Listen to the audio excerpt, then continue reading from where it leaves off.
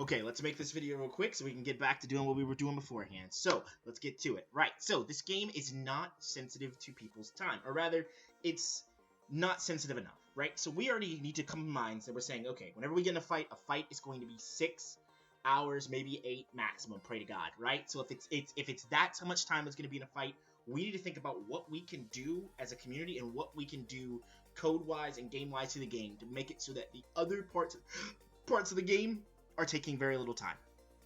So the first thing I want to think about is I want to talk about the Final Fantasy XIV logic, which I think is a great game in that the philosophy behind it is so amazing. So Yoshi P, the guy who's behind Final Fantasy XIV, advocates for people to not only play the game, but to take breaks from the game, right? And he enjoys that mentality because he doesn't want people forcing themselves to stress themselves, forcing themselves to play the game, to put on unnecessary stress, to hit certain milestones and markers and things like that. He likes when people take breaks and then they come back for patches or whatever they're more inspired and more interested, right? Because he understands that in the current state of our reality right now, we just don't have we don't have the time that we used to have to sink hundreds of hours into a game. We just can't be sitting at a screen all the time. And these games have to remember that they are catering to that player base, not just people who just sit at the computer 24/7, right? So let's keep that in mind. So how can we move the game in a way to where we are not just catering towards people who sit at a computer all day? All right, well, here's a couple of ideas that I think are really, really good in pushing forward in that way. So the first one is going to be opening up the Jutsu database, at least up to Chunin. And I get it, right? I get it. I get why, like, it's such a weird thing or whatever to have it open up, I guess, up until Chunin or whatever. But it's basically gonna be up to B ranks, basically. And the reason for that is so that yes, it's not just new players, and yes, are people going to be taking advantage of it and going to other villages and trying to fucking see all the cards and things of that nature. And I don't think that's necessarily a bad thing, because I think the only thing this is going to do is lower that time investment. You have to ask yourself what matters here. Do we want people to play the game, and do we want we want to look at it with two goals. We want people to play the game, number one, and the second thing is we want people to play the game with as minimal much time investment to play the game outside of actual fighting. That's all we want. Those are the two goals that have to be achieved in order for the game to truly hit its true peak, right? And so by opening up the Jutsu database to at least up to Chunin, we're allowing that time influence. We're allowing that whole, I have to try to figure out what cards do. I have to go around and see if I can find somebody to show me a card. Then I have to save up the money to buy this card. Oh wait, this is the card I want because this is the card that does something even better for what I specifically wanted or whatever. All these types of intersections and tidbits, they all get removed. Maybe the game gets a little bit more meta, but maybe it doesn't, and maybe it allows for things to get even more expanded, because you have all these different new combinations that are opening up to the game and all these things that are now visible for people to see. And I think that there's nothing wrong with that. I get people want the mystery, people want that shock factor, but at a certain point you get to the point where it's actually all basically the same thing. You've seen all the same jutsu, or most of the people who are playing the game at a higher level have all the cards saved in their freaking Gyaza, if we want to be completely honest. Okay, so the next thing, I want teaching should come back, and here's why. One of the barriers of entry to the game is whenever you first get to Genin, after you get your basics or whatever, you've got to come up with a way to try to get your jutsu. And yes, they have the whole Jonin teaching thing, but that's kind of a meme. Like, because again, we don't want to put the game in a state where we're reliant on people promoting to a higher competitive, aggressive, hardcore level or whatever in order to be able to impact the lower tiers, or even the people who just got through being Jonin and died or whatever. We don't want to put that kind of stress on the game, because then that puts us more stress in the game to try to make more Jonin whenever that may not be the case of what the game needs or can handle at that moment as far as player base and activity goes, right? So we want to keep things around the basic entry level, casual level. We want to encourage people to be around that level and not feel pressured to have to go any higher if they don't want to or they don't feel comfortable to. And so by doing that, what we do is we put teaching back online. People need to be a higher rank than you to teach you, right? So a Genin, most Genin can learn maybe like 2, 3 C ranks, maybe even 4 C ranks at Genin at best. By making it so that they can go to anybody in their village who is a higher rank than them and have them teach them 2 non-basic techniques, right? It opens it up, because then it says, okay, now when I become Gideon, I don't have to sit here and farm all this money. I don't have to sit here and try to come up with the money to buy the techniques to let me go on missions to do something useful, and then save up money from those missions to buy more. It's saying, oh, when I go on these missions, I already have something useful with me, and I'm just adding on to it. It's more rewarding, and it's less punishing, and it makes it more encouraging to play at the Gideon level, because you don't feel like you're starting all the fuck back over. Because starting all the way back over and trying to grind this jutsu out and shit, part of this is the reason why we are seeing such a player drop. Because when I think about dying, I'm not really thinking, I mean, I'm thinking about PP, but not really thinking about PP as much as I used to.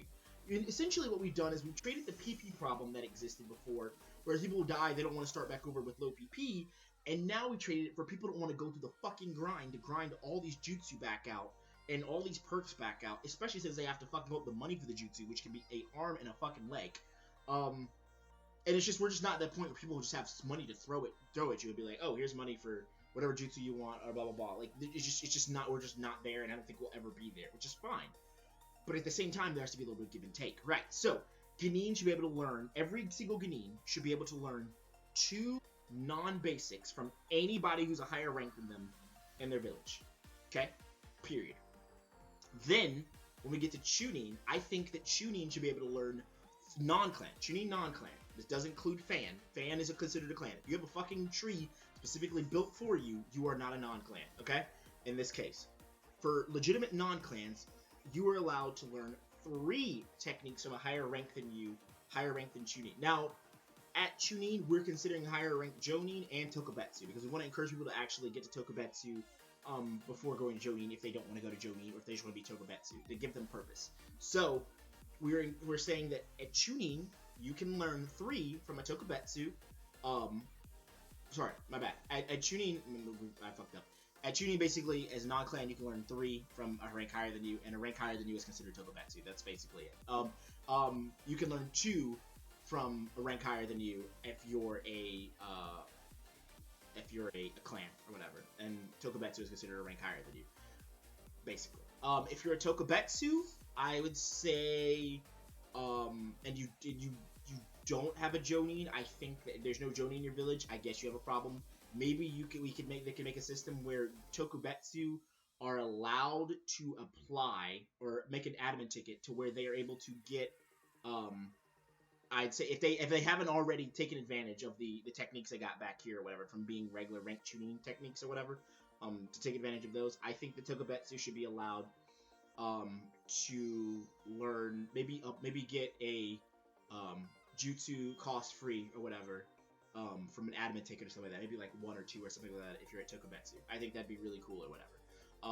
That way, if you don't have any Jonin or whatever you don't to learn from, you can take advantage of the system at Tokubetsu, and it rewards people from going to Tokubetsu too. But I think maybe Tokubetsu would require a roleplay rating or something like that. I know I have the S on here, but that's probably a little extreme. Maybe a roleplay rating or whatever to take advantage of the free jutsu on that. Jonin, 2 techniques. You can learn 2 techniques from a higher rank than you. So Hancho, you can learn from a Hancho basically. So if you're a Jonin, you have a Hancho in your village for whatever reason, you can learn 2 techniques from them.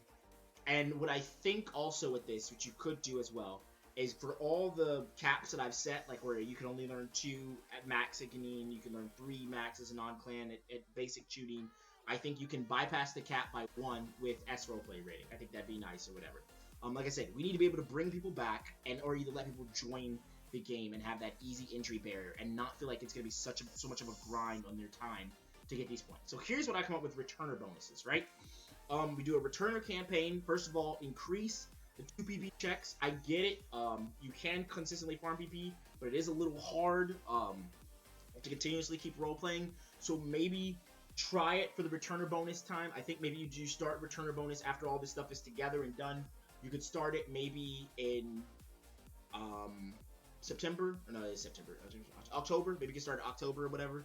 Maybe October, somewhere in the middle of October, near the end of October if you want to do it then. But you can announce it ahead of time. But basically, the 2 PP check, the requirement of what it takes to get your consistent catch-up PP checks or whatever whenever you're behind in the system, is half. Just half it. I know it sounds weird, but just half it. See what happens, right? Next thing is going to be, if you're a new or a returning player, you start at 150 PP, right? Just already you're at a good point. You're already viable or whatever. You can buy all your shit you want to buy or whatever. Maybe you could tweak it a little bit lower if you wanted to, but I think that is what's going to encourage people to come back and also to join if they haven't had a chance to join. I think all clans should be open up to a specific point.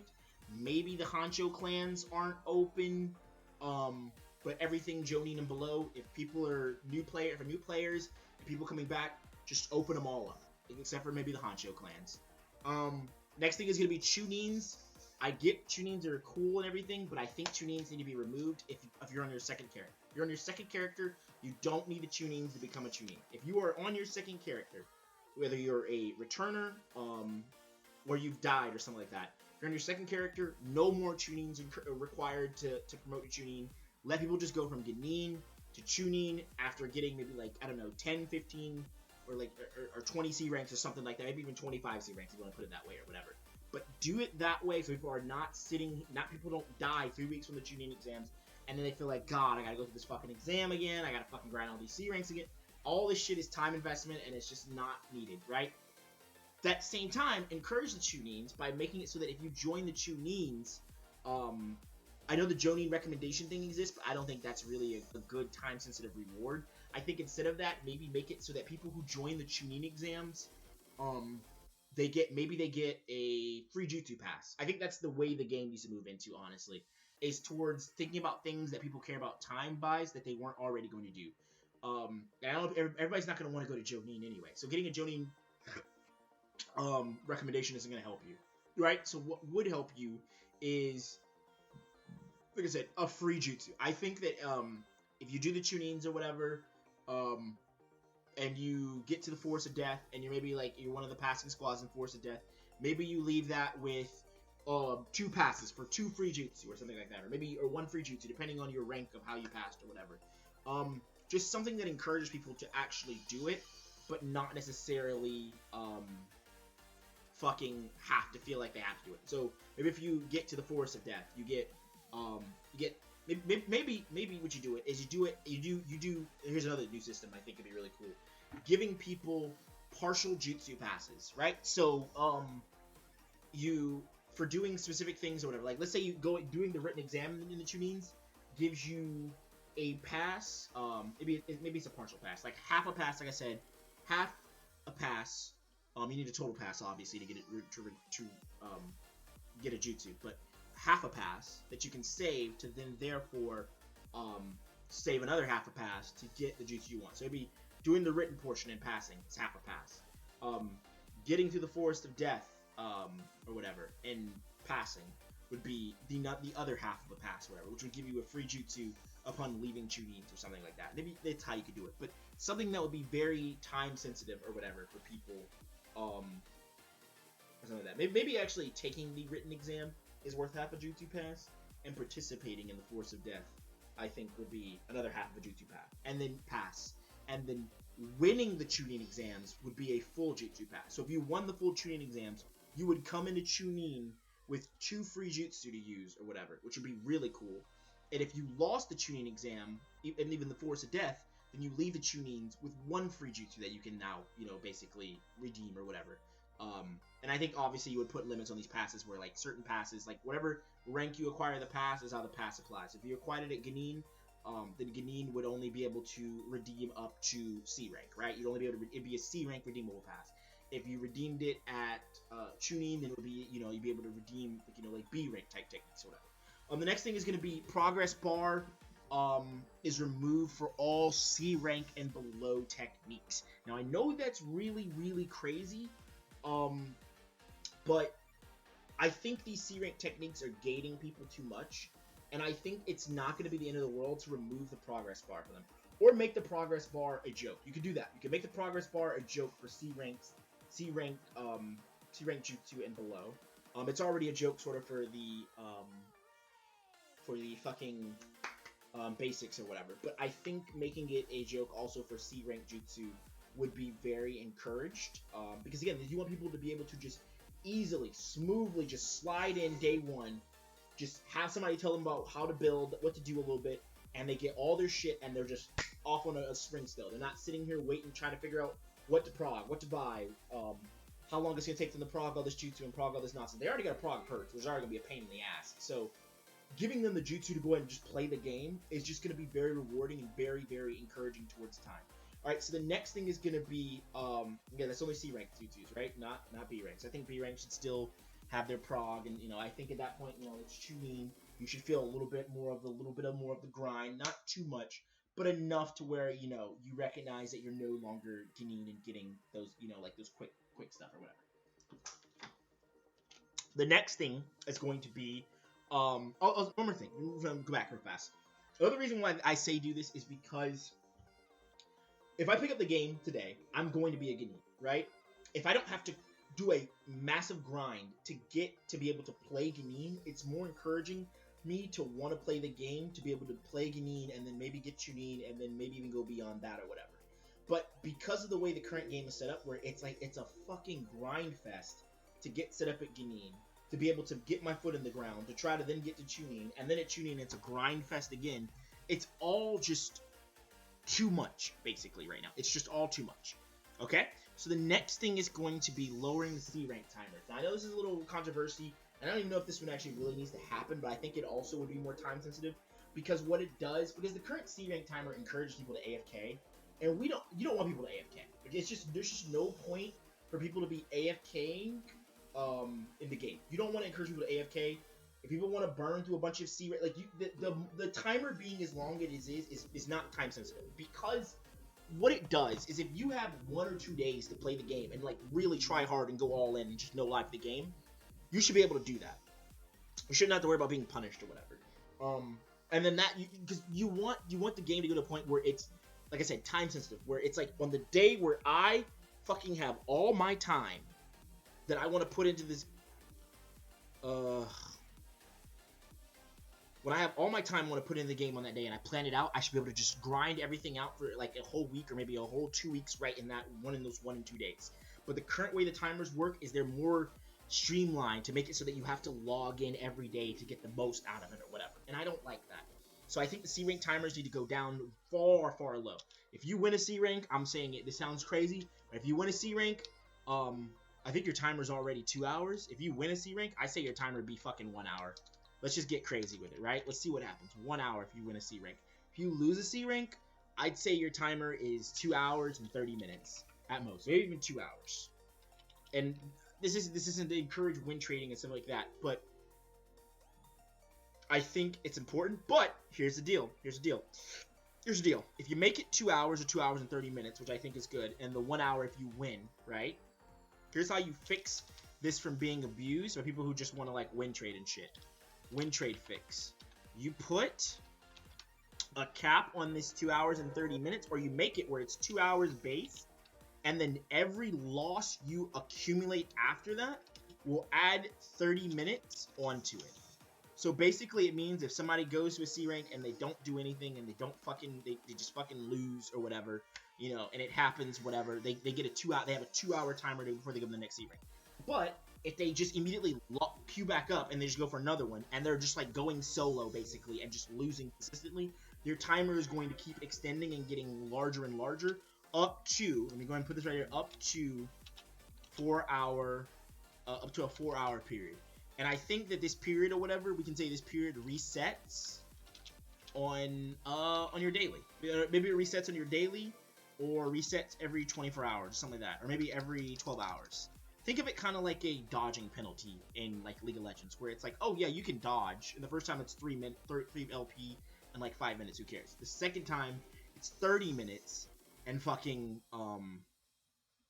the second time it's like 30 minutes or whatever and like 10 LP, where it starts hurting. And then the next one after that, I think it's like an hour or something, and it's like fucking like 10 LP, and it's just a pain in the ass at that point, so you don't bother with it. But the timer resets and goes 1 grade lower every 12 hours that you're not dodging, basically. So I think that's how it should be, is every 12 hours after 12 hours have gone by from your first loss or whatever, it resets back to the base 2 hours. The next thing is going to be the PvE testing on all uniques that go into the game from now on. Every single unique as of the announcement of the returner period or whatever, every single unique announcement, they're all PvE tentative. which means that nobody can be slain by a unique user. If they don't use the unique in battle, then fuck it doesn't matter. But if they use the unique in battle, they cannot be slain. And you just and I know it's weird, but allow that to be the case, because then you allow the Jonin themselves to kind of suss out what is strong and what isn't strong or whatever. And again, they can still make their own tickets. Allow Jonin, like I said, to make tickets that shows like, hey, I think this technique is too strong, or I think this is something to be looked at, or things of this nature. But you just put this on here so people can actually play against this stuff, and they can interact with it and see if it's really OP. Maybe it is OP in certain cases, but it's not OP across the board. Or maybe players just haven't thought of a counterplay to it that exists and we just don't know about it. Things of that nature. Maybe niche counterplays, niche jutsu that can work against this, that just do things. You just make it so that you give the player base an opportunity to interact with it and to see if they can come up with a solution before the developers themselves have to jump in consistently and just keep nerfing things, right? The next thing and last thing is going to be mentor bonus, right? So in Final Fantasy XIV, if you are an experienced player and you play with a noob, somebody newer to the game, and you do content with them, you get a bonus because they know you basically are putting in, you're probably going to be putting a little bit more extra work. It's going to be a little bit more stressful. You may have to guide them and tell them what to do and this and that nature. And things may end up in total failure. So they have mentor bonus in Final Fantasy where if you do content with people who are like first time new to the content or whatever, or they're just not as good or blah blah blah, you get a bonus of like some cool shit. So that makes it worth it. Makes people want to go do this kind of stuff. So I think you do a mentor bonus in this game for B ranks. So B ranks, you can do a mentor, and you call it a mentor bonus B rank or whatever. And every player can, maybe all players can do them or whatever, but you have a cooldown, I guess. And the way you would do it is you would have it where, I guess it sounds weird, but I guess you'd have to have a way, figure out a way where players who are on the newer edge, you know what, that's too much work. You could do it where players on the newer edge have a kind of a newbie thing next to them, where it's just like, oh shit, they're a new player, so you can take them on mentor missions, but that probably is too complicated. So basically what you do is just everybody can just do a mentor B rank once a week, where it's non-lethal no matter what. There's no real consequences. I mean, maybe you can get robbed for like 500 Ryo at most or whatever, but no icons, none of that dumb shit or whatever. And if you win or whatever, or no matter, rather if you win or lose, you get 1/4 of a B rank completion. So it's not a giant monumental waste of time. And if you do, you can only do one of these a week. And if you do 4 of them, obviously over the course of a month, you get 1 B rank. Simple as that. Alright, so again, that's the end of this video. These are things that I think that should be put in, that are ideas that should be sloshing around, that will allow the game to become more time sensitive friendly, for people to be able to join the game, and for people not to feel so intimidated about when they die and have to start back over. Because and let me put this down here again, so people know.